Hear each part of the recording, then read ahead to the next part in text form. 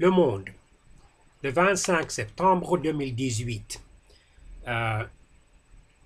Mon résumé d'un article rédigé par Anne-Françoise Hiver à Malmö, en Suède, une correspondante du journal français Le Monde en Suède, un pays de l'Europe du Nord, ou un pays scandinave, si vous préférez ce terme.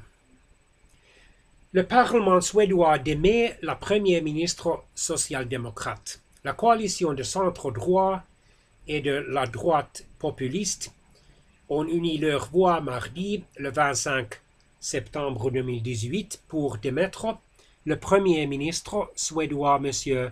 Stefan Löfven, affaibli par les dernières élections législatives. 15 jours après les élections législatives, ou 16 jours, les Suédois n'ont toujours pas la moindre idée du nom de leur prochain Premier ministre ou chef de gouvernement, et encore moins de la composition du gouvernement qu'il pourra diriger. Depuis lundi, le 24 septembre, leur Parlement a au moins un nouveau président.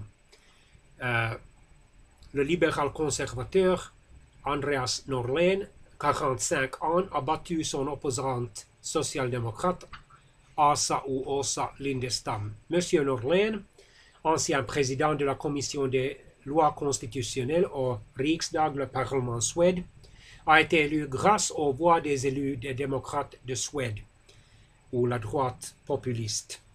Sa nomination à peine entérinée, il a organisé mardi le 25 septembre un vote de défiance à l'encontre du Premier ministre sortant, le social-démocrate Stefan Löfven. Une majorité de 204 parlementaires sur 349 ont voté contre la motion de confiance, soit la totalité des élus du centre-droit ou de la droite, du centre-droit, du centre et de la droite populiste, moins une voix. M. Löfven restera à son poste pour expédier les affaires courantes en attendant la formation d'un nouveau gouvernement. Le président du Parlement devrait charger le patron des conservateurs, M. Ulf Kristersson, de s'atteler à cette tâche ou à ce devoir et de commencer les négociations de coalition. Elles s'annoncent très compliquées, comme l'illustre l'épisode lundi de l'élection du président du Parlement et celle de ses 3 vice-présidents, qui ont mis mal à les pratiques jusque-là bien ancrées de la démocratie suédoise. Depuis 1976, la tradition veut que chaque poste soit attribué aux différents partis en proportion de leur taille. La présidence revenant à la formation du futur Premier ministre, soit habituellement le chef du premier parti du plus gros bloc d'alliance. Cette année, les sociaux-démocrates arrivés en tête auraient donc dû en hériter, dans un geste visant à sortir de l'impasse politique dans laquelle se trouve la Suède depuis les élections législatives du 9 septembre. Le parti du Premier ministre avait fait savoir qu'il était prêt à ne pas proposer de candidat, envisageant un compromis au-delà des lignes partisanes. L'Alliance pour la Suède, le bloc regroupant les libéraux conservateurs, les centristes, les chrétiens démocrates et les libéraux, a refusé de négocier, estimant qu'elle était en meilleure position de former un gouvernement et que la présidence du Parlement devait donc lui revenir.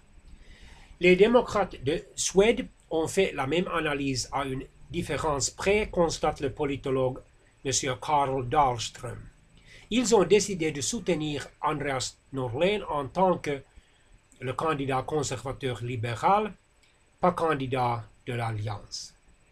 Car eux rêvent d'un gouvernement resserré, composé des conservateurs et chrétiens démocrates qu'ils soutiendraient au Parlement. Ils estiment que les trois partis sont suffisamment alignés sur l'immigration et l'intégration pour leur garantir une influence politique. Ce qu'ils désirent le plus, commente le politologue.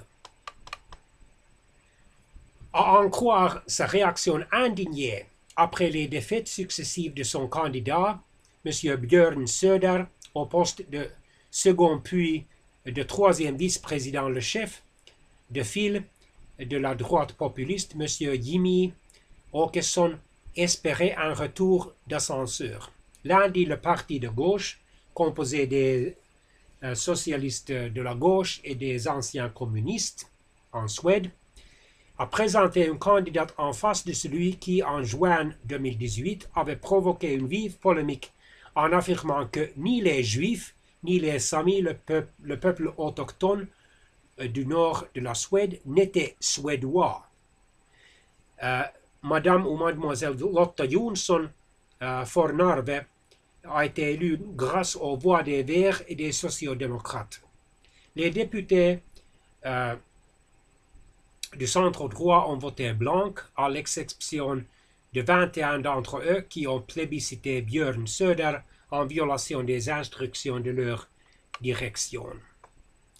Pour la troisième vice-présidence, la candidate centriste, mademoiselle ou madame Kerstin ou Kerstin Lundgren, a obtenu le soutien de tous les partis, à l'exception des démocrates de la Suède, qui a une nouvelle fois présenté Björn Söder.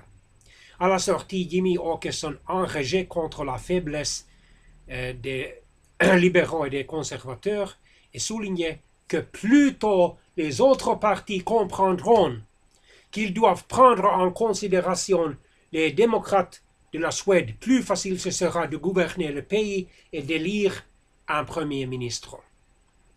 Dans les rangs du parti modéré, des voix de plus en plus nombreuses s'élèvent en faveur d'un rapprochement avec les démocrates de Suède. Plus de 300 élus locaux ont affirmé récemment qu'ils y étaient favorables. Mais centristes et libéraux excluent de participer à un gouvernement dépendant du soutien de l'extrême droite. En pratique, les sociodémocrates ont obtenu un droit de veto contre un gouvernement de l'Alliance. Notez le journal suédois Dagens Nyheter ou les actualités du jour, lundi soir.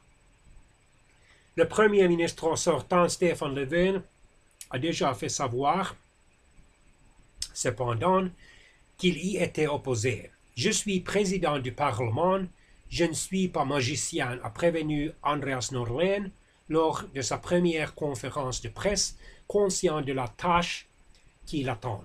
Au terme de 4 tentatives infructueuses pour former un gouvernement, il devra convoquer des élections anticipées.